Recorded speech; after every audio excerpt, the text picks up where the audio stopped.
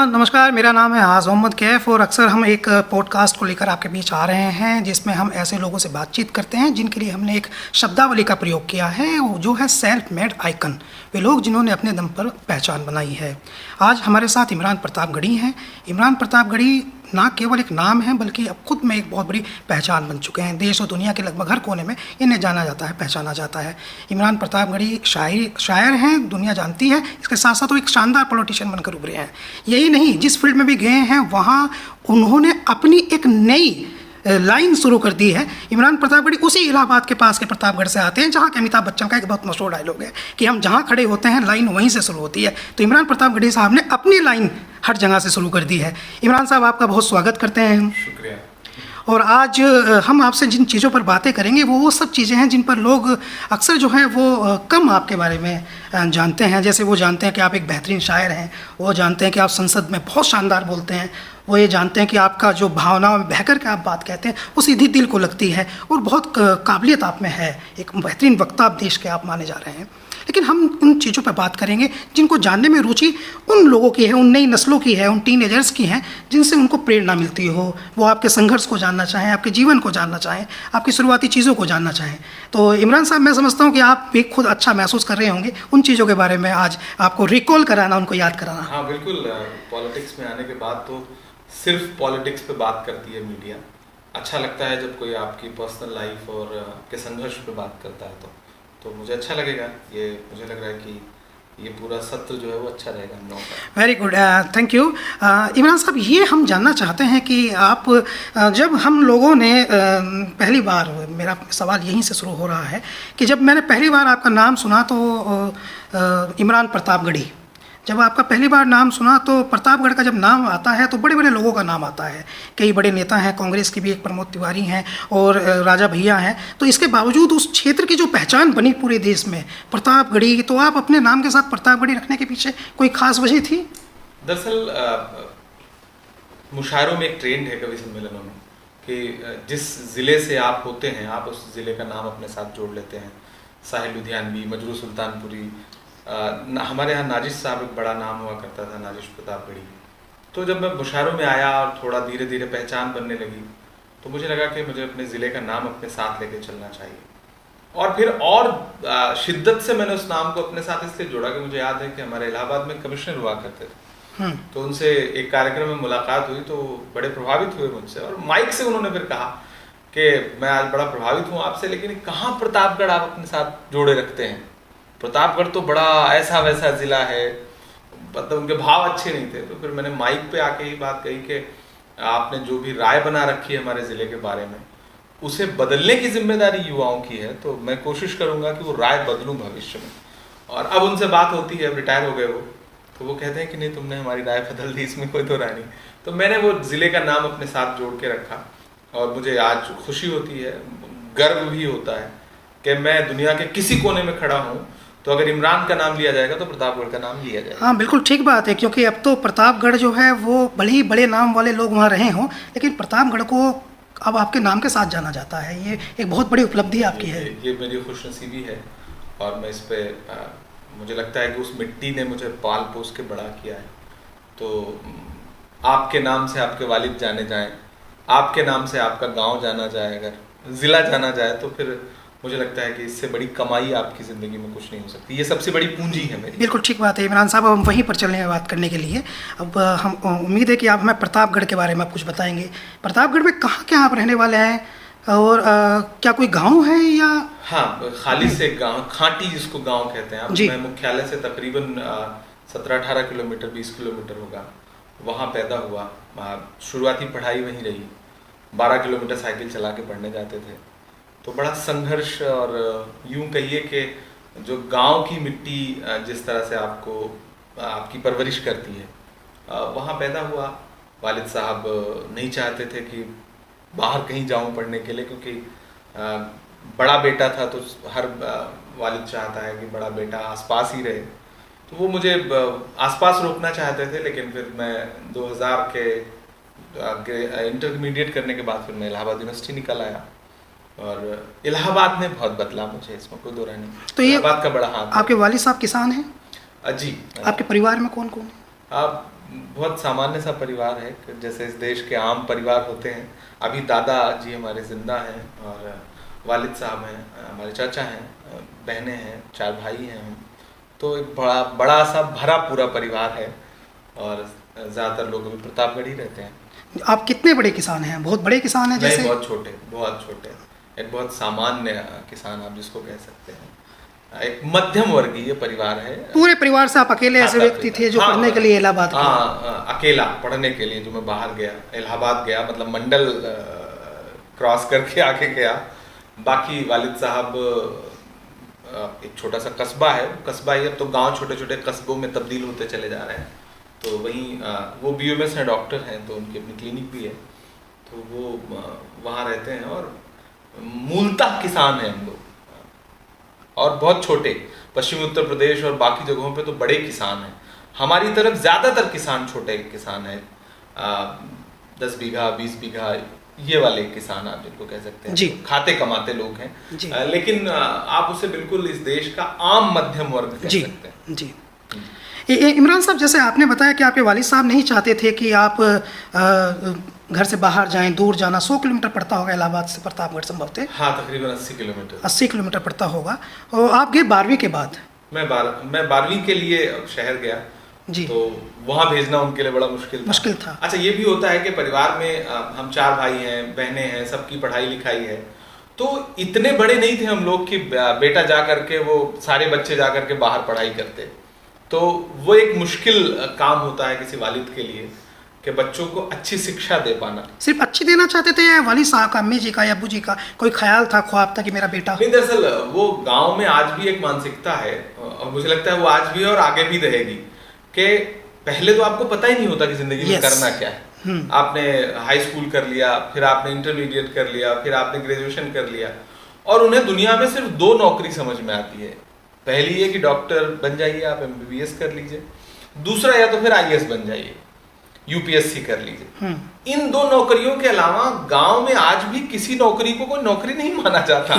तो वालिद साहब चूंकि जिस प्रोफेशन से थे, तो वो चाहते थे कि मैं थोड़ा और अपग्रेड होकर के MBBS कर लूं, डॉक्टर बन जाऊं। इंटरमीडिएट तक उन्होंने बड़ी कोशिश भी की, लेकिन इंटरमीडिएट में आने के बाद पढ़ने के दौरान मुझे समझ में आया कि मैं इस काम के लिए बना नहीं हूँ।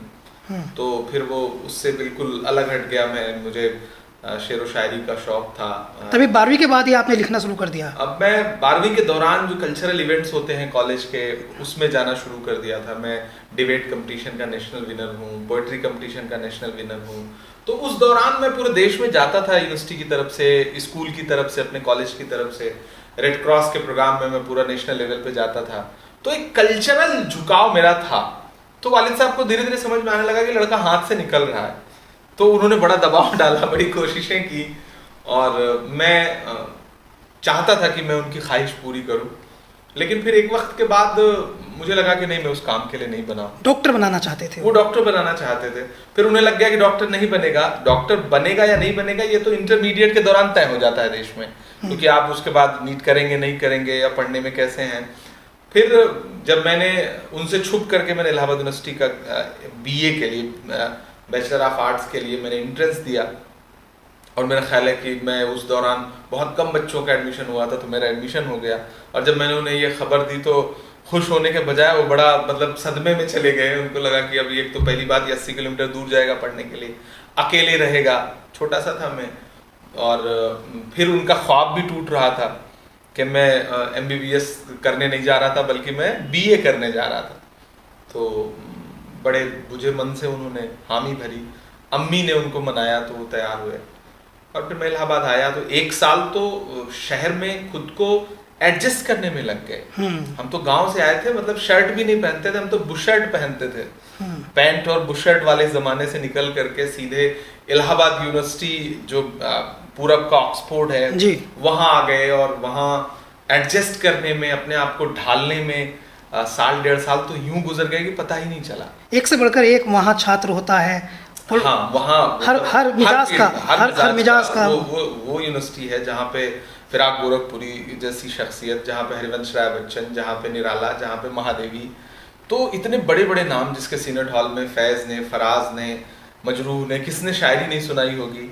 वो चकाचौंध जो थी ना, उसने मतलब उसमें ढलने के लिए आपको तारतम्य में बिठाना पड़ता है। कैसे खड़े हुए इमरान साहब, बड़ा मुश्किल। हाँ, कैसे खड़े हुए, मतलब बड़ी शानदार सी कहानी है। मुझे लगता है आज भाई के हम जैसे लोग या हमारे जैसे लाखों लोग हैं इस देश में, वो खुद से कुछ नहीं करते। मुझे ऐसा लगता है कि कोई एक ताकत है, एक जिसे आप कुदरत कहते हैं।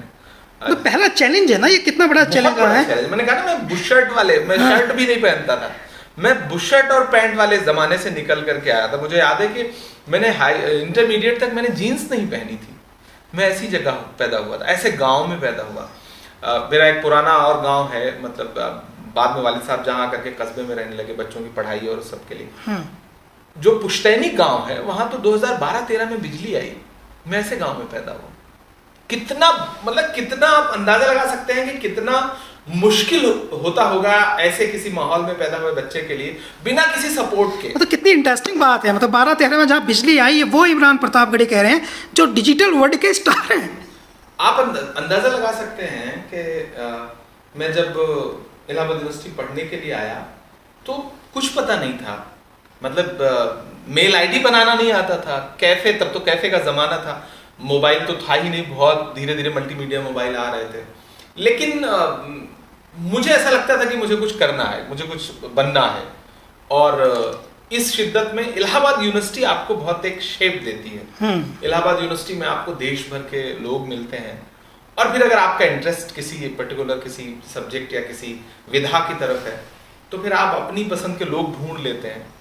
और इलाहाबाद यूनिवर्सिटी ने 2003-04 में मुझे धीरे धीरे पहचान देनी शुरू की। 5-6 आते आते यूनिवर्सिटी में पॉपुलर हो गया, यूनिवर्सिटी पहचानने लगी। और उसके बाद 2008 में मैंने जर्नलिज्म किया, पहले पोस्ट ग्रेजुएशन किया मैंने, हिंदी साहित्य से परास्नातक किया, तो वो भी बड़ा रोचक था। एक मानसिकता देश में डेवलप है ना कि मुस्लिम बच्चा है तो उर्दू से करेगा, वो हिंदी माध्यम में कहाँ जाएगा या हिंदी सब्जेक्ट कहाँ चुनेगा। तो मेरे लिए भी बड़ी प्रश्नवाचक आंखें जो है ना वो रहती थी यूनिवर्सिटी में, कह रहे इमरान नाम है, आप हिंदी से एमए कर रहे हैं। तो वो बड़ा चौंकाता था। लेकिन एज ए कवि, एज ए पोएट मैं पॉपुलर हो चुका था। फिर छोटे छोटे कवि सम्मेलन होते थे, मैं उनको सुनने जाता था। वालिद साहब का शौक था, वो सुनते थे मुशायरे, तो मैं उनके साथ प्रतापगढ़ में खूब मुशायरे सुनने जाता था।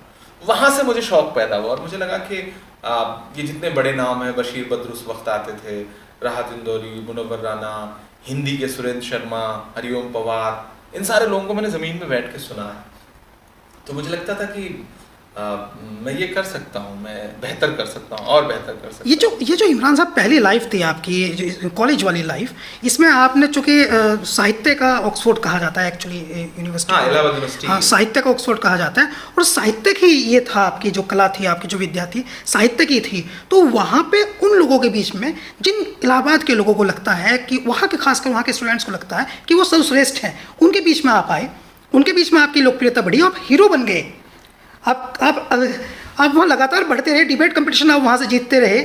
हाँ। तो कोई किसी उस समय का वो जो सिनेरियो था, ऐसे लोगों के बीच में जो अपना आप को श्रेष्ठ समझते थे, और उनके बीच में गांव से आया लड़का और धीरे धीरे स्टार बन गया, तो क्या पहले दौर का विरोध नहीं शुरू हुआ या किसी प्रकार? वो बिल्कुल, वो यूनिवर्सिटी में ही, वो कहीं ना कहीं आपको, जब आप गाँव से आते हैं, वो शकील शाहिद जमाल का एक शेर है कि जो भी मिलता है उसी को देखने लगता हूँ मैं, क्या करूं मजबूरियां हैं, गांव से आया हूं मैं, और मैं तेरे साहिल पे आया था कि देखूं तेरा ज़र्फ, ऐ समंदर किसने तुझसे कह दिया प्यासा हूं मैं।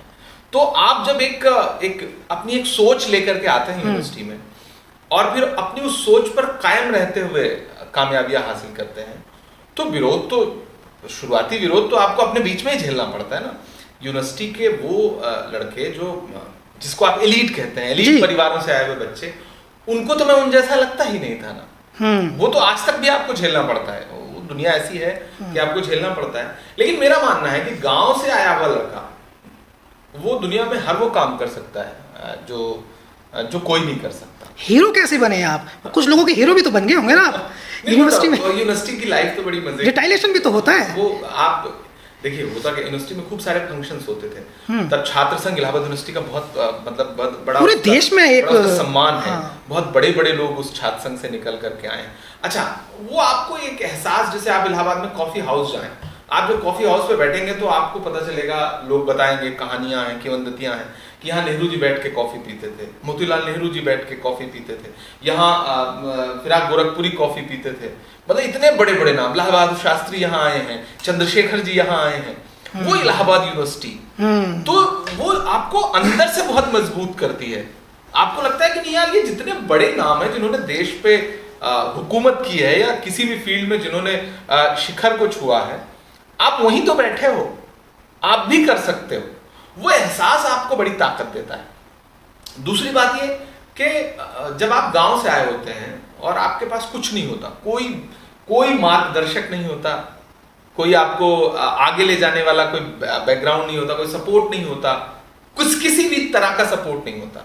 आपकी जेब में कुछ पैसे हैं, आप शहर आ गए हैं पढ़ने के लिए, बमुश्किल आप यूनिवर्सिटी आते जाते पैदल या टेम्पो में, ऑटो भी क्या, उसको टेम्पो ही बोलिए, उस समय तो टेम्पो ही हुआ करता था, आप आते हैं तो फिर आपके पास जीतने के लिए पूरी दुनिया होती है और गंवाने के लिए कुछ नहीं होता है। यस, तो वो जो जीतने की जिद है ना, अगर आपने ये सोच लिया कि मुझे दुनिया जीतना है और अपनी विधा से जीतना है। देखिए मेरा अपना मान, जब मैं आया तो शुरू में आपको इंफीरियरिटी कॉम्प्लेक्स होता है। वहां तो लड़के आधे से ज्यादा तो अंग्रेजी में बात करते हैं। आप गांव से आए हैं, मैं तो हाई स्कूल आकर के तब सही से खड़ी हिंदी बोलना शुरू किया, वरना तो खड़ी हिंदी बोलने में टांगे कांपती थी।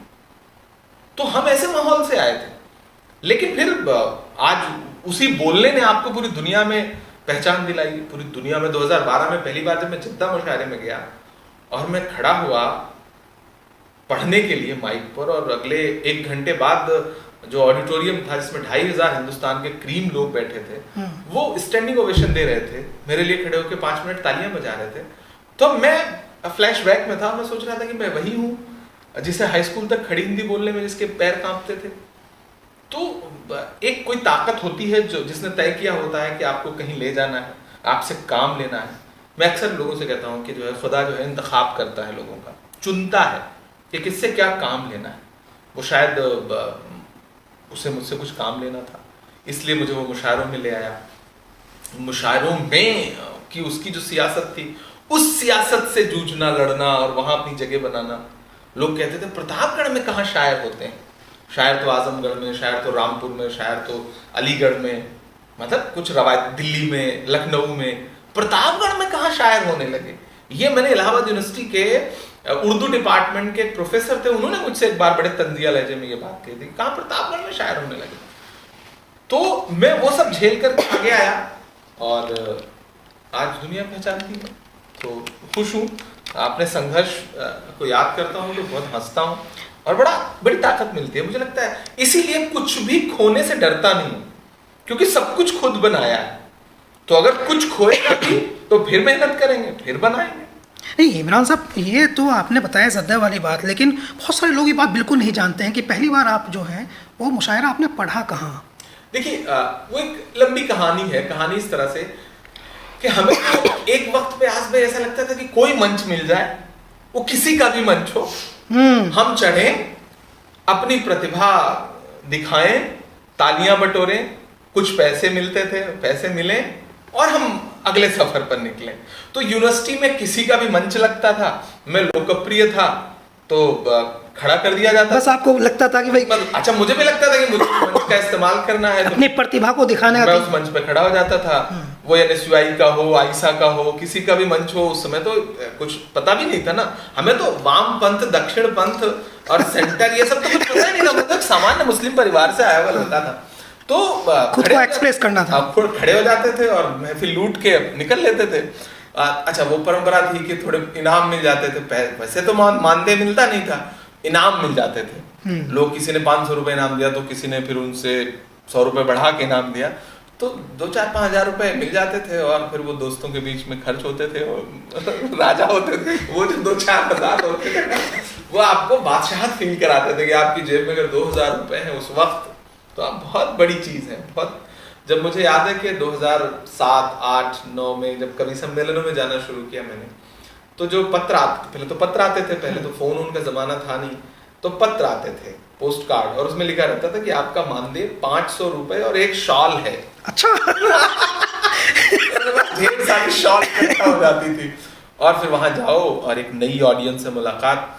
मेरा मतलब मेरी आवाज़ ठीक थी, स्वर अच्छा था, हिंदी साहित्य से एमए कर रहा था मैं, तो मैं हिंदी की कविताएं लिखता था, हिंदी के गीत लिखता था। पहले आपने हिंदी की कविताएं पहले पढ़ी? हिंदी की खूब कविताएं पढ़ी मैंने, खूब कवि सम्मेलन पढ़े इस देश में। और मैंने देखा कि कवि सम्मेलन सुनने के लिए हज़ारों हज़ार लोग आ रहे हैं, मुशायरा सुनने के लिए हज़ारों हज़ार लोग आ रहे हैं। तो मुझे लगा ये प्लेटफॉर्म बड़ा प्लेटफॉर्म है, इस प्लेटफॉर्म का इस्तेमाल होना चाहिए। और फिर मैंने मुद्दों की शायरी शुरू की और उसके बाद धीरे धीरे पहचान बनती चली गई। पहली बार मुझे याद है प्रतापगढ़ में कवि सम्मेलन पढ़ा था मैंने, और मुझे 100 रुपये मिले थे। और मुझे अपने घर से 7 किलोमीटर मेन रोड पे आकर के, जैसे होता है ना एक कस्बे से आपको एक हाईवे कनेक्ट करती हुई एक रोड होती है जहाँ सवारियाँ कम मिलती हैं, जीप चलती थी वो, और बस एक आध बस छोटी बस चलती थी, टेम्पो चलते थे। तो मुझे याद है कि उस दिन मुझे टेम्पो नहीं, मतलब सवारी नहीं मिल पाई थी, तो मैं साइकिल से वो 7 किलोमीटर आया था। और वो 7 किलोमीटर वाली जगह पे हमने अपनी साइकिल खड़ी की थी और फिर हमने बस पकड़ करके जाके वो कवि सम्मेलन पढ़ा था। और जब लौट के आ रहे थे तो हमारी जेब में 100 रुपये थे, और जिसमें से थोड़े से किराए में खर्च हुए थे। तो लौट के आए, वो पहली कमाई थी ज़िंदगी की। बड़ी खूबसूरत, बड़ा एहसास प्यारा था वो। उन 100 रुपयों से आज ज़िंदगी यहाँ पहुँची है, तो अच्छा लगता है, खुश होता हूँ। तभी कभी लगा था कि जैसे कि मैं सदन में जाऊंगा या मैं पॉलिटिशियन बनूंगा, उस समय मतलब कभी कोई रहता है किसी एक के मन में एक ख्वाब? अब 2006 में मेरे यहाँ कवि सम्मेलन था प्रतापगढ़ में जी। आखिर तक रुकता था मैं, कार्यक्रम ख़त्म होने तक। तो मैंने देखा कि बशीर बद्र साहब, हरिओम पवार जी, सुरेंद्र शर्मा जी, इस तरह के जो बड़े नाम थे, उर्दू मुशायरों के बड़े नाम हिंदी के, वो लौट रहे थे। लोग उनसे, तब तो फोटोग्राफ, सेल्फी का ज़माना था नहीं, मोबाइल था ही नहीं, ऑटोग्राफ लेने के लिए दौड़े। मैं भी ऑटोग्राफ लेने के लिए दौड़ा। तो मैं करीब पहुंचा तो अंदर से मुझे एहसास हुआ कि यार ऑटोग्राफ देना है तो फिर लेना क्या। और फिर मैं ठहर गया। और उसके बाद जो है 2008 में सब टीवी ने एक प्रोग्राम शुरू किया था, वाह वाह। तो मैं जर्नलिज्म कर रहा था उस दौरान, इलाहाबाद यूनिवर्सिटी से डिप्लोमा कर रहा था। तो मुझे बुलाया गया और मैं उस कार्यक्रम में गया। तो 2200 रुपये मिले थे उस कार्यक्रम के लिए, और टीवी पे आए थे पहली बार। तो वो जो है, ये तो लगता था कि हाँ कुछ बड़ा करूँगा, मेरी जो विधा है। मेरा अपना मानना है कि आप बहुत, और तमाम नौजवान साथियों के लिए मेरी सलाह भी है, अगर इमरान प्रतापगढ़ी इस देश की संसद में पहुंच सकता है तो इस देश का कोई भी लड़का इस देश की संसद में पहुंच सकता है। कोई भी आम से आम आदमी इस देश की संसद में पहुंच सकता है। मुझसे आम आदमी आप ढूंढने पे भी नहीं पाएंगे, मैं जहां से आया हूं। ये जब आपने वो एक नज्म पढ़ी, मदरसों पर जो नज्म पढ़ी, उसने आपको अपार लोकप्रियता दी। हाँ, 2011-12 के दौरान वो नज्म हुई थी मुझसे। उसके बारे में जरूर लोग जो है, हाँ, नहीं, मैं वो एक्चुअली वो दौर ऐसा था हिंदुस्तान के पूरे सिनेरियो को आप देखेंगे तो आप ये पाएंगे कि मदरसों को बहुत टारगेट किया जा रहा था। हालांकि मेरी मदरसों की कोई पढ़ाई नहीं थी, मैं तो मतलब नर्सरी स्कूल और प्राइमरी स्कूल से पढ़ करके कॉलेज आ करके यूनिवर्सिटी आया था, तो मेरा तो कोई सिलसिला नहीं था वहाँ पढ़ाई। लेकिन बहुत सारे लोग थे जो वालिद साहब के दोस्त थे और मदरसा चलाते थे, आते थे, बैठते थे मदरसे के फंक्शंस में। सोसाइटी से आपके सोसाइटी का पेन जो है वो आप तक जब आता है तो वो उस पर बातें होती थी, तबसरा होता था। तो आज इस मदरसे से कोई उठा लिया गया, कल उस मदरसे से कोई उठा लिया गया, एक माहौल पूरे देश में बना हुआ था और कोई बात करने को तैयार नहीं था।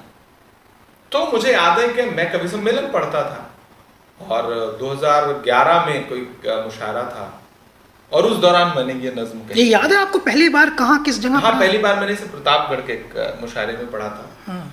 उसमें बहुत पॉपुलर नहीं हो, जैसे होता ना कि एक आपने मुशायरा पढ़ा, तब तो ना तो टीवी चैनल, यूट्यूब का, ना तो यूट्यूब का जमाना, ना तो मोबाइल का जमाना। बड़ी कैसे ये जो ये बड़ी ऐसे कि मैंने वो कार्यक्रम पढ़ा, उसमें मुझे 500 रुपये मिले थे और मिला हमेशा चाहत का पैगाम मदरसों से जी, मत जोड़ो आतंकवाद का नाम मदरसों से। मेरा तलफ़ुज़ अच्छा नहीं था क्योंकि मैं हिंदी बैकग्राउंड से आया था, तो तलफ़ुज़ में कहीं कहीं चूक जाता था।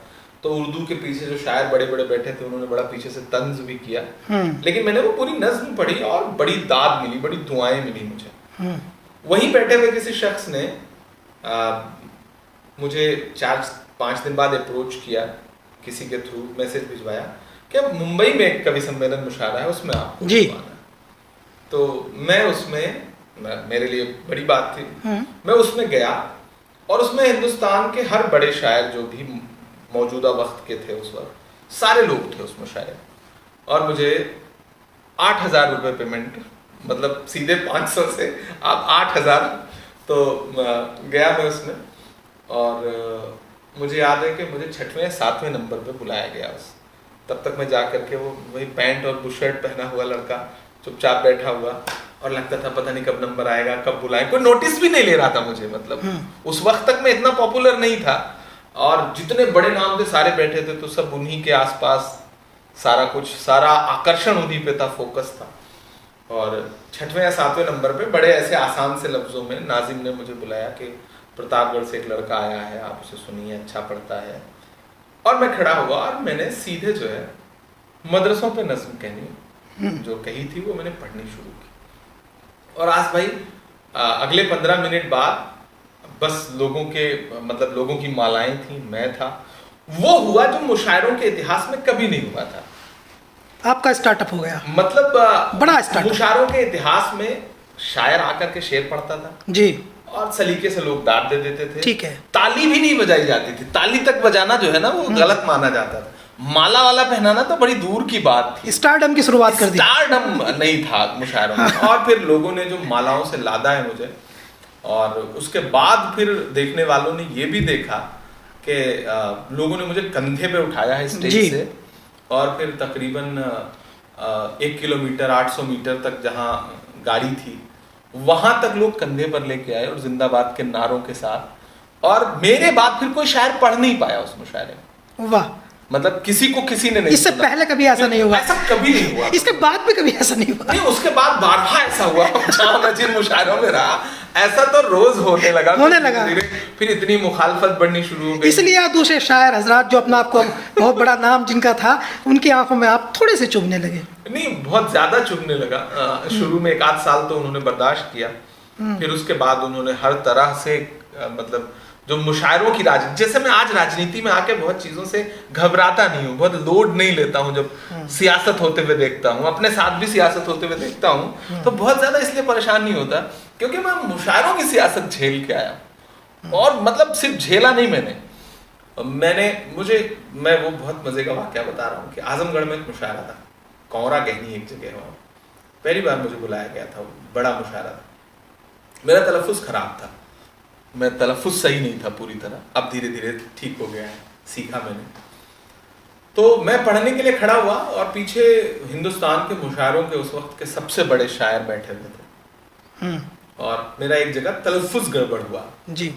अच्छा, उर्दू वाले मुझे अपना नहीं मानते थे क्योंकि मैं हिंदी से आया था ना। और हिंदी वाले मतलब तभी तक जो हिंदी कवि सम्मेलनों का जो गणित था, उसमें ये था कि आप संस्कार भारती जो है ना, आरएसएस का जो एक लिटरेरी विंग है, वो कवि सम्मेलनों का बड़ा इस्तेमाल उन्होंने राजनीतिक तौर पे किया है, जिसको समझा नहीं देश ने, और उन्होंने अपनी वैचारिकी घुसड़ने के लिए जहनों में उसका बड़ा इस्तेमाल किया।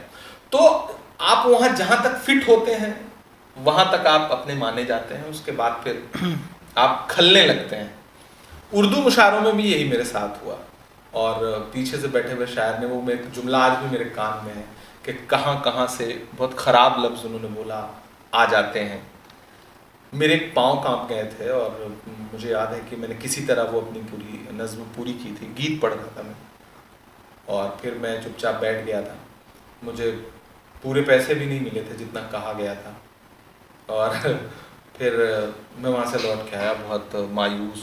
एक लॉबी बन गई थी जो आपको, एक लॉबी पहले से थी, हमेशा से रही, मौका उसे मिल गया, हमेशा से रही है।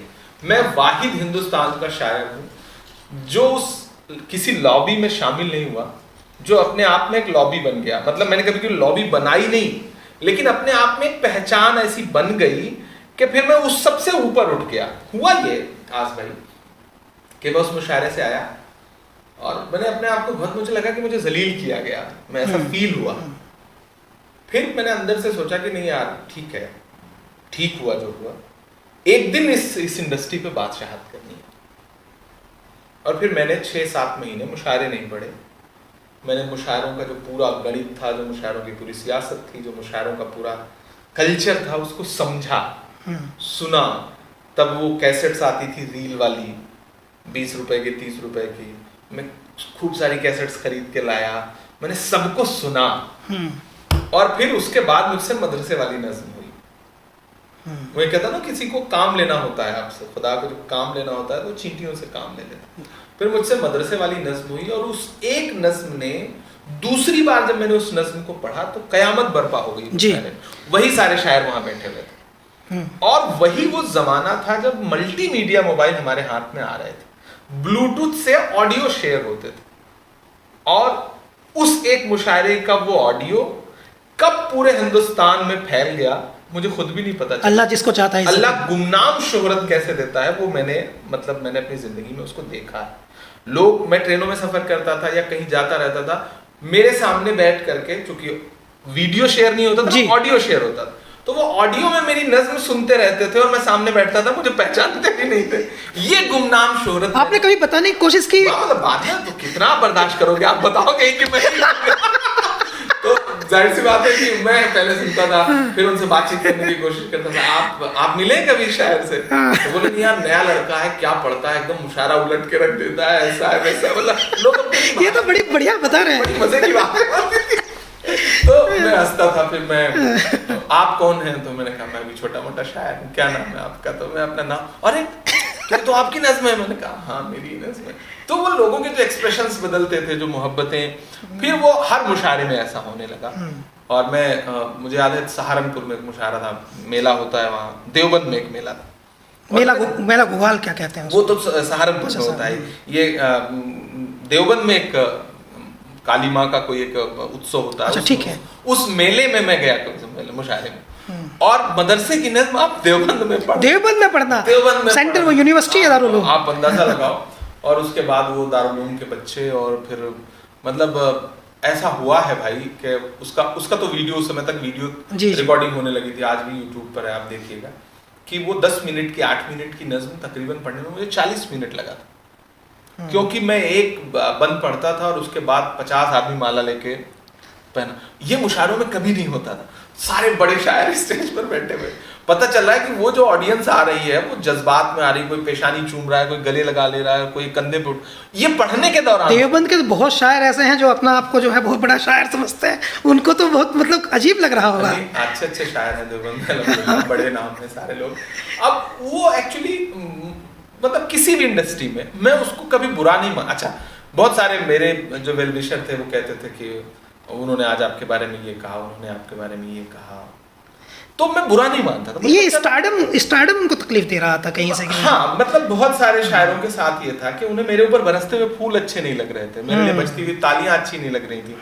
आप कंधे पे उठ, कल का लोंडा आप कंधे पे उठ करके आ रहे हो स्टेज पर, और कंधे पे उतार करके और कंधे पे नारों के साथ लोग आपको ले जा रहे हैं, और ये हर दिन हो रहा है। मतलब हर दूसरी, तीसरी, चौथी रात जो है यही मंजर हो रहा है। फिर 2 साल तो लोगों ने बर्दाश्त किया, फिर मेरे साथ पढ़ने से मना कर दिया, मेरा नाम इमरान प्रतापगढ़ी रहेगा तो हम नहीं आएंगे। अच्छा, लॉबी थी ही, 2-3 लॉबी थी, नुकसान हुआ आपको इसका? बड़े शायरों की लॉबी थी। नहीं, नुकसान होता उसका मुझे, लेकिन मैं उससे निपटा कैसे, मैं बताऊं। या वेरी नाइस कि मैं समझ गया था कि ये होगा मेरे साथ। अच्छा, मैंने फिर अपना स्टार वैल्यू बनाने के लिए, मेरी कोई मार्केटिंग तो थी नहीं कि कोई टीम मेरी मार्केटिंग करती, तो मैंने अपने आप को महंगा किया। जब आपको ये जान के हैरत होगी कि जिस वक्त हिंदुस्तान के कवि सम्मेलनों का सबसे बड़ा कवि 1 लाख रुपए मानदेय लेता था, उस वक्त उर्दू मुशायरों का सबसे बड़ा शायर 15,000 रुपए पे। अरे बड़ा, ये फर्क, बहुत बड़ा अंतर है, इतना बड़ा फर्क था।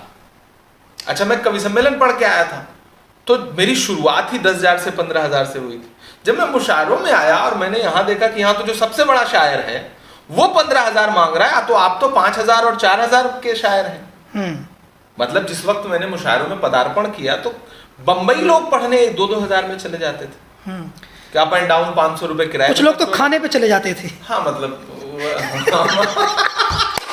हमारे यहाँ नाम में अवधी का एक हिंदी का कवि, बेचारे, उन्होंने बड़ा अच्छा शेर है अवधी का उनका कि कवि जी तुम पढ़े हो लिफाफा के फिराक में, कईयों कभी तो कविता पढ़ रहे हैं खाने खुराक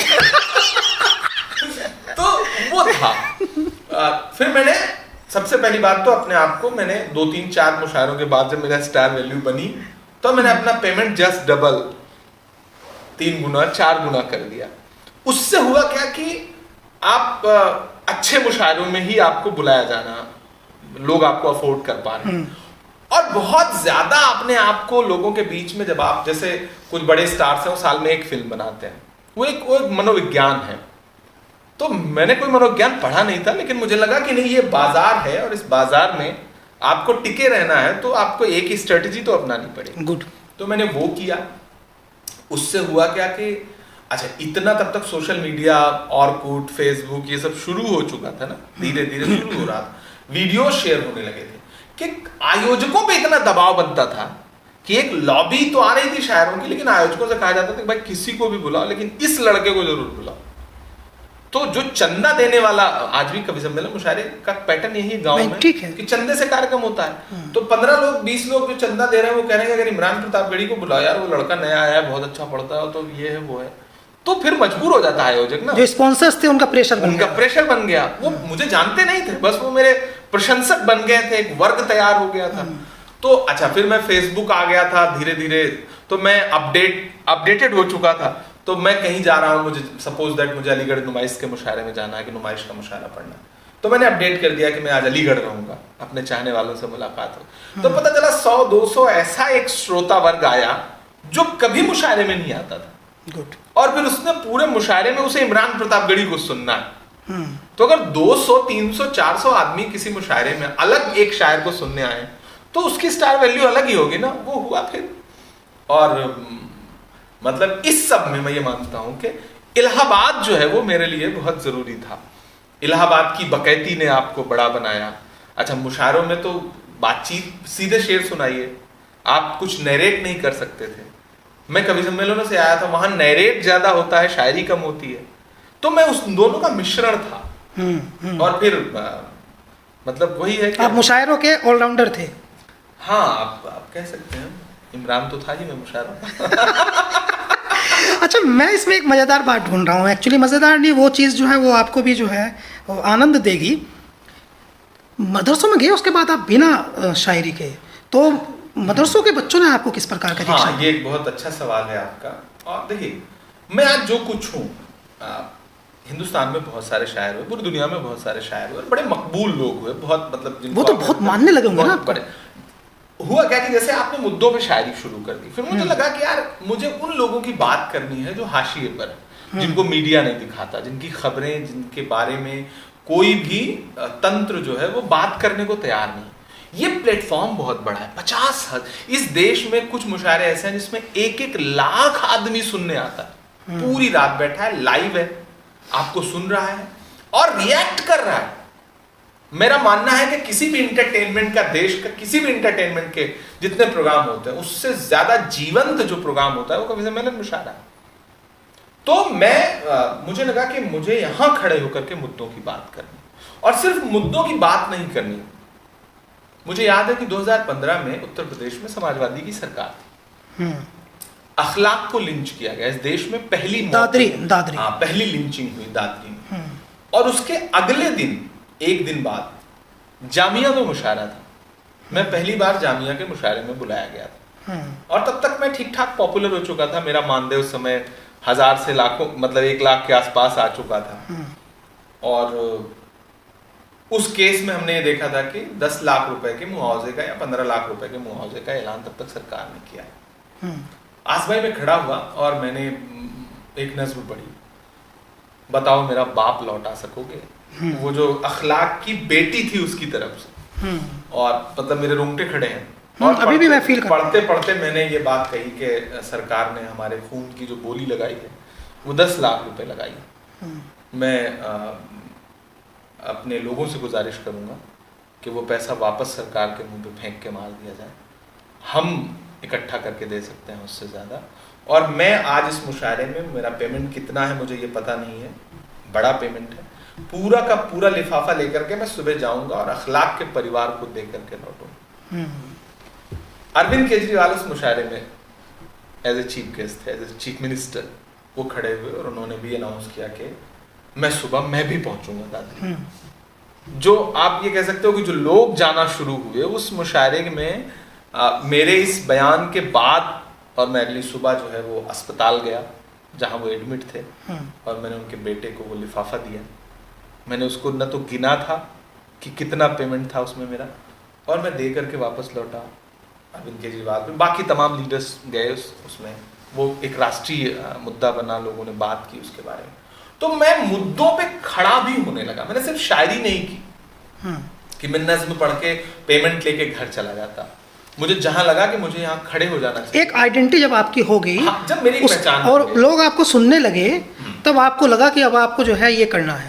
उसे आप कह सकते हैं कि वो एक्टिविज्म था जी, जो मैं शायरी के जरिए भी कर रहा था। और फिर जब मेरी पहचान बन गई तो मुझे लगा कि फिर इसके बीच में आपको यश भारती भी मिल गया। नहीं, इसके बाद मुझे यश भारती, इसके बाद यश भारती मुझे 2016 में मिला। 2016 में यश भारती मिला, और यश भारती ने भी पहचान दी, नो डाउट। उस वक्त सरकार ने एक बड़ा फैसला था सरकार का, क्योंकि मैं तो शुरू से सत्ता विरोधी कविताएं लिखता था। मुझे जहां लगता था, मैं अखिलेश यादव जी उस वक्त मुख्यमंत्री हुआ करते थे, तो मैं मंचों से उनको भी क्रिटिसाइज करता था, लेकिन मैं उनको इस बात मूलतः कवि और शायर जो होते हैं वो तो वो एक, हाँ, और होना भी चाहिए, जनता की आवाज, सत्ता का अस्थाई विपक्ष है आप जी। जब आप मंच पर खड़े, मैं सांसद हूं, मैं कांग्रेस पार्टी का एक राष्ट्रीय पदाधिकारी हूं, लेकिन जब मैं बतौर शायर किसी मंच पे खड़ा हूंगा तो मेरी पहली जन पक्षधर जो मेरी पहली जिम्मेदारी है वो जनता के प्रति है जी, और मैं उस मुद्दे पे बात करूंगा। वो मेरे अंदर का शायर वरना मर जाएगा, तो मैं वो कोशिश करता हूं। और इस सब ने धीरे धीरे लोगों का भरोसा। नजीब पर आपने पढ़ा? नजीब पे मैंने नज्म कही, और नजीब पे भी मैंने पहली बार नज्म जामिया के ही मुशायरे में पढ़ी थी। मैं किसी मुशायरे से लौटा था, तब मुझे पता चला कि नजीब नाम का बच्चा गायब हुआ है और उनकी अम्मी जो है वो JNU में प्रोटेस्ट कर रही हैं।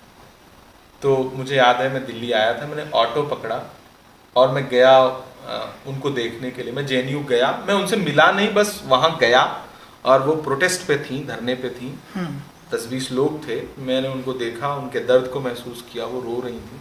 और फिर मैंने ऑटो पकड़ा और जहाँ मैं रुका हुआ था VP हाउस में, मेरे दोस्त हैं, और शाम में मुशायरे में जाना था, ये दोपहर की बात बता रहा। तो लौटते हुए JNU से और VP हाउस के बीच में ऑटो में वो नज्म हुई थी। कोई ला के सुना था कि बेहद सुनहरी है दिल्ली, समंदर सी खामोश गहरी है दिल्ली, मगर एक माँ की सदा सुन न पाए तो लगता है गूंगी है बहरी है दिल्ली। तो ये नज्म फिर मैंने शाम में उस मुशायरे में पढ़ी थी। इमरान साहब, हमने नोटिस किया है, चाहे मदरसे वाली नज़म हो या अखलाक पर आपने दादरी पे जो नज़म पढ़ी वो भी, और ये नजीब वाली भी, हम लोग ये मानते हैं और कि जो भावुक, आप एक भावुक व्यक्ति हैं, और जो भावुक व्यक्ति होते हैं वो बहुत पवित्र हृदय के व्यक्ति होते हैं। तो ये आप को खुद अपना दर्द महसूस होता था? जैसे अभी बात करते समय भी मुझे लगता है कि आपकी आंखों में भी गीलापन है, तो ये आपको खुद दर्द महसूस होता था? एक खुद को कैसे कनेक्ट किया आपने, लिख कैसे पाते हैं हम? हाँ, ये चूंकि जाहिर सी बात है, शुरू से जज्बाती रहा हूँ। दुनिया में कहीं भी कुछ भी जुल्म होता है तो मुझे तकलीफ होती है। मुझे ऐसा लगता है कि वो उस जगह मैं होता तो, जैसे मैंने नजीब पर नज्म कही, तो मुझे लगा कि नजीब की जगह अगर उनकी अम्मी की जगह मेरी माँ होती वहाँ बैठ करके प्रोटेस्ट कर रही होती बेटे के लिए, तो वो क्या सोचती। जब मैंने फ़लस्तीन पे नज्म कही तो मुझे लगा कि मैं फ़लस्तीन हूँ। जब मैंने कश्मीर पे नज्म कही तो मैंने एक नई विधा भी आप इसे कह सकते हैं, ये आत्मकथात्मक शैली में नज्में कहने का एक नया ट्रेंड है जो नहीं है, पूरे दुनिया में नहीं था। और मुझे लगता है कि वो जो लोगों की ज़बान पे चीज़ें चढ़ने लगी, मेरी पूरी नज़में लोगों को याद हुई। उस जब देखिए, आप जब उस दर्द को महसूस करते हो, जो आपकी शायरी, आपकी लाइन, आपकी कविता अगर आपको भावुक नहीं कर सकती तो वो सामने बैठे हुए 50,000 लोगों को कैसे भावुक कर पाएगी? कनेक्टिंग कैसे कनेक्ट करेगी? तो मैं पहले उस दर्द को महसूस करता था, जीता था उस दर्द को, और फिर अंदर से जो नज्म निकलती थी और उसे डूब के पढ़ता था। और मैंने नजीब की नज्म हो, फ़लस्तीन की नज्म हो, कश्मीर की नज्म हो, मैंने 20-20 हज़ार, 25-25, 50-50 हज़ार लोगों को अपने साथ मुशायरों में ज़ारों कतार रोते हुए देखा। ऐसे विजुअल मौजूद हैं कि माएँ उठ के आती थीं और स्टेज पर मुझे लिपटा करके फपक फपक के रो पड़ती थी। वो मुशायरों के इतिहास में कभी नहीं हुआ था। तो तमाम मुखालफत, तमाम मुशायरों की सियासत सब झेलने के बाद भी मैं टिका था मजबूती के साथ, और मतलब जिसको कहते हैं कि हर दिन खुदा जो है मेरी मकबूलियत को बढ़ा रहा था। तो शायद वो जो आपने कहा ना कि पवित्र हृदय है आपका, दिल साफ सुथरा है, बट पॉलिटिक्स में आके लगता है कि नहीं, वो आपके लिए एक परेशानी भी होता है। अभी जैसे हम लोग नोटिस करें कि आप समाजवादी पार्टी के जो मुखिया हैं अखिलेश यादव, यश भारती आपको मिला, बहुत लंबे समय तक चर्चा रही थी, समाजवादी पार्टी जो है वो आपको अपने साथ रखना चाहती है। फिर असदुद्दीन ओवैसी साहब के लिए भी आप तेलंगाना में, हैदराबाद में पढ़ने के लिए गए, और उसके बाद में अब कांग्रेस में आप हैं। तो यानी सारी राजनीतिक पार्टियाँ जो थी वो आपसे नज़दीकी रखना चाहती थी और सबको लगता था कि आप उनके हैं। देखिए, मुशायरों और कवि सम्मेलनों का जो कॉन्सेप्ट है, तमाम पॉलिटिकल पार्टीज के अलग अलग लोग मुशायरा करते हैं, तो हम उसमें एज ए शायर जाते हैं। 2016 में यश भारती मिली। धर्मेंद्र मेरे बहुत अच्छे दोस्त हैं, धर्मेंद्र यादव बड़े भाई की तरह हैं। उसका कारण है इलाहाबाद यूनिवर्सिटी, क्योंकि वो मेरे सीनियर थे यूनिवर्सिटी में, तो उनसे उस दौरान से लगाव है। तो समाजवादी से ज्यादा मैं ये कहूँ कि मैं धर्मेंद्र के आज भी अच्छी दोस्ती है, और वो हमेशा रहेगी।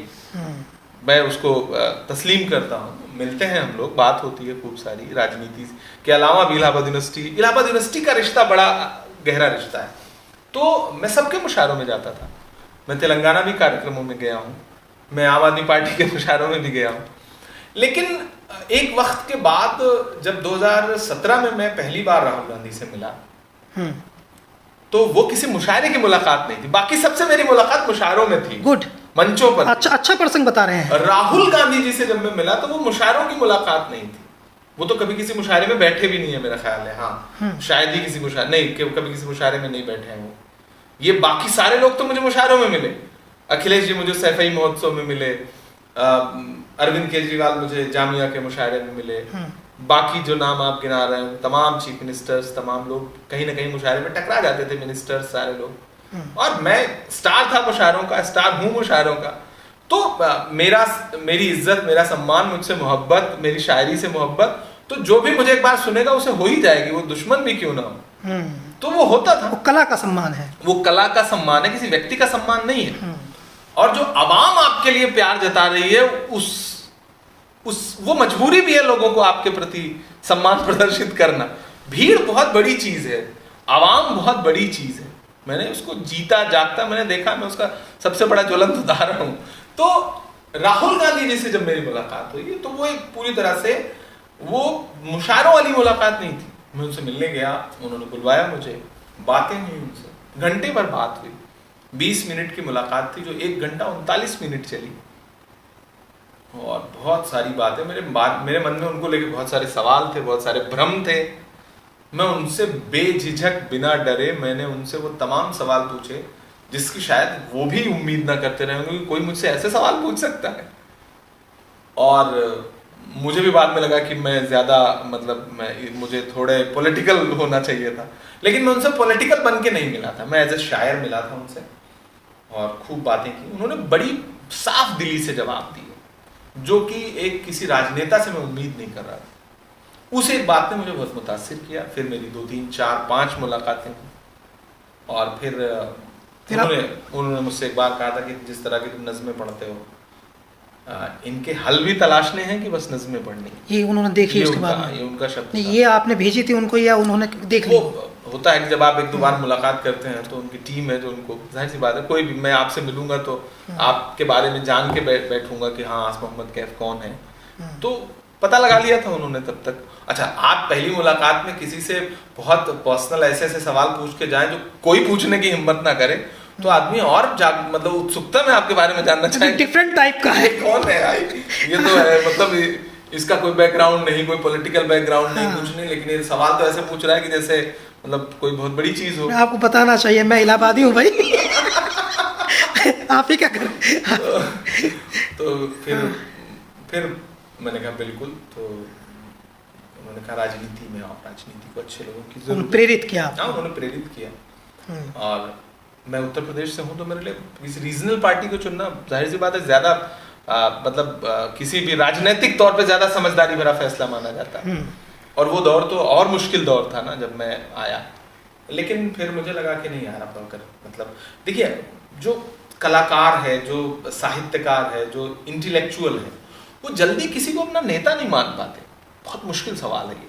मतलब किसी को अपने से बड़ा और अपने से बरतर और अपने स्वच्छंद होते हैं, स्वतंत्र होते हैं, स्वच्छंद विचारधारा है, स्वतंत्र होते हैं। किसी एक व्यक्ति को अपना नेता मान लेना और उसके सामने आत्मसमर्पण कर देना, ये बड़ा मुश्किल काम, बागी तेवर अधिक होते हैं, बड़ा मुश्किल काम है। लेकिन राहुल गांधी का व्यक्तित्व ऐसा है कि मुझे लगा कि नहीं यार, ये व्यक्ति वो है जिसे अपना नेता माना जा सकता है। और फिर मैंने उन्हें अपना नेता माना, मैंने कांग्रेस ज्वाइन की और अभी मुशायरे पढ़ता हूँ। और नहीं, लोकसभा चुनाव लड़ने गए मुरादाबाद आप? हाँ, लोकसभा चुनाव और बिल्कुल प्रतिकूल परिस्थितियों में, मतलब जब बड़े बड़े नेता जो हैं वो 5,000 10,000 वोट पा रहे थे, हाँ, तो मतलब वो भी एक बड़ा मुश्किल, देखिए बहुत चैलेंजिंग काम था। पहला चुनाव, इतना मुश्किल चुनाव जीवन में दूसरा नहीं हुआ। मैं प्रतापगढ़ से मुरादाबाद चुनाव लड़ने आया। सपा बसपा का अलायंस, डेडली कॉम्बिनेशन जी, डेडली कॉम्बिनेशन। कोई एक वोट भी इधर से उधर होने की कोई गुंजाइश नहीं। लेकिन मैं लड़ गया चुनाव। मतलब जैसे होता ना कि मुझे कुछ राजनीति की समझ तो थी नहीं, तब तो नहीं थी, बिल्कुल पता नहीं था कि गणित क्या है। एकदम धारा के विपरीत, मतलब एकदम धारा के विपरीत जिद, मतलब आपके चाहने वाले लड़ा देते हैं चुनाव में। हाँ। और मैं जाके चुनाव लड़ गया। 15-16 दिन 17 दिन मुझे चुनाव के मिले थे। मैंने जी तोड़ मेहनत की और तमाम परिस्थितियां, पैसे नहीं थे मेरे पास, जाहिर सी बात है, छोटा आदमी हूँ। थोड़े बहुत जो पैसे कमाए थे वो भी चुनाव लड़ने में खर्च कर दिए। थोड़ी बहुत पार्टी ने मदद की और उसके बाद मुझे 60,000 वोट मिले थे। और मुरादाबाद की जो वोटिंग पैटर्न है ना, वो बहुत डिफरेंट है। मुरादाबाद एक तरफा वोट करता है जी। जब अजरुद्दीन सांसद बने तो समाजवादी पार्टी के कैंडिडेट को 24,000 वोट मिला था, जबकि वो मौजूदा विधायक भी था।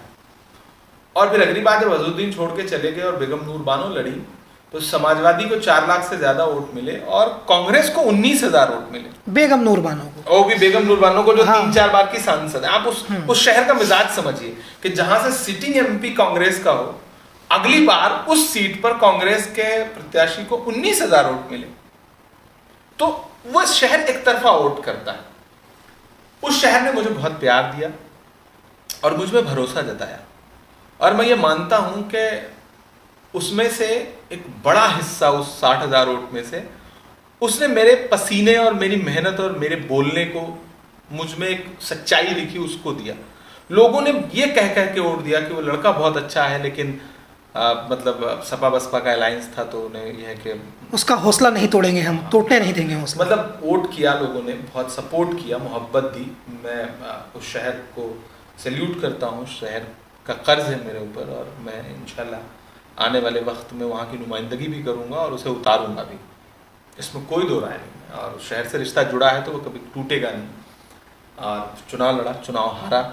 चुनाव हार के आया तो देश में एनआरसी का मूवमेंट शुरू हो गया और 6 महीने तो सदमे में रहा। पहली हार थी तो जाहिर सी बात है कि आप, वो एक अलग तरह का सदमा होता है।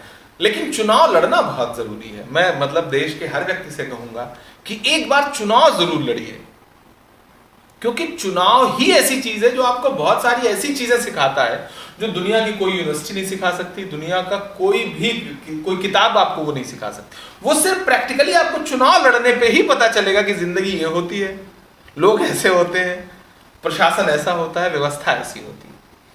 तो वो बहुत अच्छा एक्सपीरियंस, और फ्यूचर में भी लड़ूंगा तो वो एक तरह से अच्छा एक्सपीरियंस था। और राहुल जी चुनाव प्रचार में नहीं आ सके, प्रियंका जी चुनाव प्रचार में नहीं आ सकी, कोई स्टार कैंपेनर हमारे यहाँ चुनाव प्रचार में नहीं आ सका, क्योंकि मुझे बहुत सारी चीजें पता नहीं थी कि प्रोग्राम कैसे लिए जाएंगे। मतलब मैं तो बस ये होता ना कि आंधी तूफान था, मैं लड़ने चला गया, नहीं पता थी चीजें, तो सीख करके आया। फिर कुछ दिन सदमे में रहा, मुशायरों में नहीं गया, अपनी दुनिया में कैद रहा। फिर एनआरसी का मूवमेंट शुरू हुआ तो फिर मैं निकला 2020 में, और फिर मैं पूरे देश में गया। मैंने देश भर में तकरीबन 67 रैलीज अटेंड की, देश के हर स्टेट में गया और लोगों के बीच में खड़ा होकर उन्हें हौसला बंधाया कि ये मुल्क आपका है, कोई आपको हटा नहीं सकता। फिरौन की है, नमरूद की है, फूलों से जंग बारूद की है, इस बार तो डरना नामुमकिन, इस बार तो बात वजूद की है। तो मैं खड़ा होकर के बोलता था और लोग मेरी शायरी से प्यार करते ही थे और लोगों ने पलकों पे बिठाया। लाखों लोग पहुंचे बिहार में। हाँ, तो मतलब कहाँ किसी भी जहाँ जहाँ मैं गया, शाहीन बाग से लेकर के और शांति बाग से लेकर के, कोटा से जहाँ आप जाते थे लाखों लोग से लेकर के, केरल से लेकर के, मुंबई से लेकर के, बिहार से लेके 50,000, 1 लाख, 1.5 लाख लोग आते थे और सुनते थे और भरोसा जताते थे। उनको लगा कि कोई उनके साथ खड़ा है। हैदराबाद गया तो वहाँ FIR, फिर FIR का सिलसिला शुरू हुआ। हैदराबाद गया तो वहाँ FIR, क्योंकि मैंने वहाँ बोला था कि मुझे हैरत है कि हैदराबाद में कोई शाहीन बाग क्यों नहीं। इस बात का सेंटेंस FIR में डाल करके FIR की गई। तो सब झेलता रहा बिना डरे और 2020 पूरा गुजरा उसमें। फिर कोविड आया, फिर पार्टी ने मुझे राष्ट्रीय अध्यक्ष बनाया माइनॉरिटी डिपार्टमेंट का। मैंने पूरी ईमानदारी से, पूरी मेहनत से, पूरी लगन से काम किया। पार्टी ने भरोसा जताया, 2022 में राज्यसभा भेजा। आज राज्यसभा में पार्टी का जो पक्ष है उसको मजबूती से रख रहा हूँ, लड़ रहा हूँ, पूरे देश में जा रहा हूँ, जो पीड़ित लोग हैं उनके साथ खड़ा होने की कोशिश कर रहा हूँ। और मुझे लगता है कि जो काम पार्टी ने सौंपा है, जो भरोसा जताया है, उस पर ईमानदार। ये स्टीरियो तोड़ने की आदत है आपको? परंपरागत जो चीज़ें होती हैं उसमें आप ब्रेक लगाते हैं। मुशायरे की जो परंपरागत चीज़ें थी उसमें आपने ब्रेक लगाया। उसके बाद जो दूसरी एक्टिविटी थी, सियासी एक्टिविटी थी, उसमें जब आए तो आपने उसमें ब्रेक लगाया। और उसके बाद जब आप राजनीति अब कर रहे हैं तो उसमें भी आप जो है वो अपना तरह की राजनीति लेकर के आए हैं। अब पहली बार हमको लगता है कि सदन से बाहर जो प्रदर्शन होते हैं उसमें प्रदर्शन में जो है आप की जो नुमाइंदगी होती है, जो प्रेजेंटेशन होती है, जो उपस्थिति होती है, वो अलग तरह की है। नज़में चल रही हैं, गज़लें चल रही हैं, प्रदर्शन रात भर बैठे हैं, उसमें आप जो हैं वो सारी विपक्ष के सांसद बैठे हैं और नई आप मोटिवेट कर रहे हैं, सबको जोड़ कर चल रहे हैं। तो ये आदत है कि आपकी नई चीज़ें स्टीरियो तोड़ने की? दरअसल एक मानक बना हुआ नेचर है। आप मेंबर ऑफ पार्लियामेंट हो गए तो नहीं, आपका एक प्रोटोकॉल हो गया। आप अकेले गाड़ी लेके नहीं निकल सकते, घूम नहीं सकते। नारे चर्चित हो गए हैं आपके सदन। तो मतलब लोग आपको एक दायरे में बांधना चाहते हैं। जब आप किसी पोस्ट पर पहुंच जाते हैं, आप सदन का हिस्सा बन जाते हैं। मुझे लगता है कि नहीं यार, वो दायरे में जो बन जाए फिर वो आपकी अपनी पहचान खत्म हो जाती है। तो मैं कोशिश करता हूं कि नहीं, मैं वो सारे दायरे तोड़ूंगा जो मैं हमेशा तोड़ता रहा हूं। किसी बंधन में नहीं बन सकता। अगर मैं खड़ा हूं तो मैं इसका लिहाज नहीं करूंगा कि मैं मेंबर ऑफ पार्लियामेंट हूं तो मैं नारा कैसे लगाऊं यार। नहीं, अगर सरकार नारे की आवाज सुन करके ही जागेगी तो मुझे नारा लगाना पड़ेगा, मैं नारा लगाऊंगा। मुझे अगर आप सदन के अंदर नहीं बोलने देंगे तो मैं सदन के बाहर खड़ा होकर के बोलूंगा, लेकिन बोलूंगा, क्योंकि मैं इसलिए जिंदा हूं कि मैं बोल रहा हूं। दुनिया किसी गूंगे की कहानी नहीं लिखती। मुझसे इस देश के लाखों करोड़ों लोग ये तवक्को करते हैं ना कि मैं उनके मुद्दे पे बोलूं, मैं बात रखूं। सरकार बोलने नहीं देना चाहती। कहा गया है, सुना गया है, कोई न बोले। ज़बां दराजों को मशवरा है, कोई न बोले। अजीब लुकनत पसंद हाकिम से वास्ता है, जो चाहता है, जो सोचता है, कोई न बोले। तो उन्होंने तो म्यूट कर दिया है, पार्लियामेंट को म्यूट कर दिया। सदन ही नहीं चलेगा, सरकार सदन नहीं चलने देगी। चले तब तो बोले। बहुत सारे मुद्दे हैं जिन पे बात रखनी है। ऐसे में मैं शायर हूं, मैं जज्बाती हूं, मुझे अंदर से कुढ़न होती है अगर नहीं बोलूं तो फिर अगर अब सदन के बाहर रात में किसी सांसद को आपने सस्पेंड कर दिया और हम बैठे हैं तो हम वहां भी बैठ के नज्म सुनाएंगे, क्योंकि हमारी जिम्मेदारी है। कहने का विकल्प आप खोज लेते हैं। हमें पेशे के साथ ईमानदार रहना है, न्याय करना है, इंसाफ करना है। अगर मैं मणिपुर के लोगों के लिए, चलिए ठीक है, हमने इंटरव्यू में बाइट में बोल दिया, वो बहुत सीमित माध्यम है। लेकिन जब मैंने पार्लियामेंट में रात के 11:30 बजे बैठ करके मणिपुर के लोगों पर नज्म पढ़ी, मैं मणिपुर हूं मेरी सदाएं सुनो, तो लाखों लोगों ने, करोड़ों लोगों ने, मुझे लगता है, वो नज्म देखी। तो आवाज पहुंचनी चाहिए, वो किसी भी रूप में पहुंचे। मैं सदन के अंदर खड़ा होकर के टाइम लेकर के बोलूं या फिर सदन के बाहर बोलूं, लेकिन मैं रहूंगा तो बोलूंगा। ये आप इसे मानक तोड़ना कहें, इसे दायरा तोड़ना कहें, इसे बंधन तोड़ना कहें, लेकिन मैं ये करता रहूंगा, क्योंकि मैं नहीं करूंगा तो फिर मुझे लगता है कि मैं सियासत में क्यों हूं, मुझे छोड़ देनी चाहिए सियासत फिर। अगर मैं जिस दिन मुझे लगेगा कि मैं ये नहीं कर पा रहा हूं मैं छोड़ दूंगा। मुझे कोई मतलब मेरे लिए मेरे सर पे सवार नहीं है कि उसका नशा उसका खुमार जरूरी है मेरे लिए।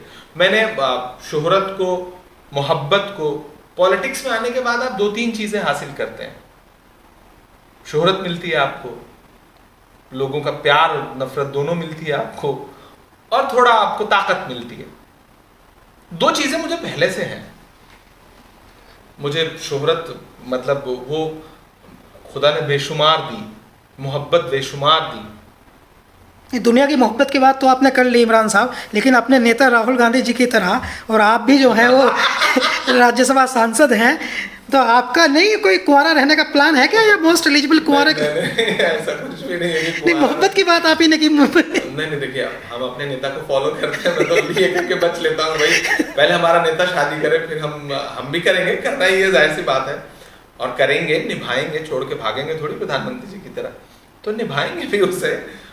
लेकिन जाहिर सी बात है कि हम सब इंतजार कर रहे हैं कि अब तो बातें हो रही हैं, लालू जी कह रहे हैं, इमरान प्रताप भी कह रहे हैं, कि मैं भी कह रहा हूँ कि राहुल जी जल्दी से जल्दी शादी करें।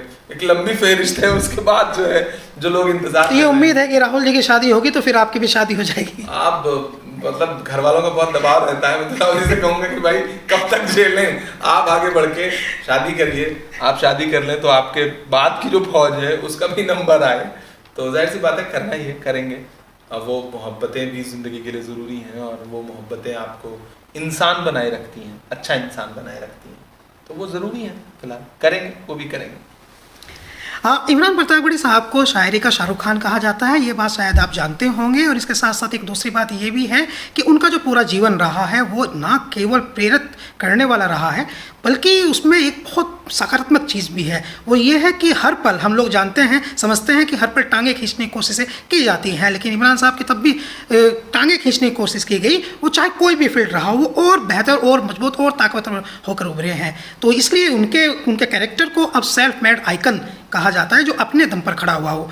मैं हूँ आस मोहम्मद कैफ, और हमें सुनने के लिए बहुत आपका धन्यवाद।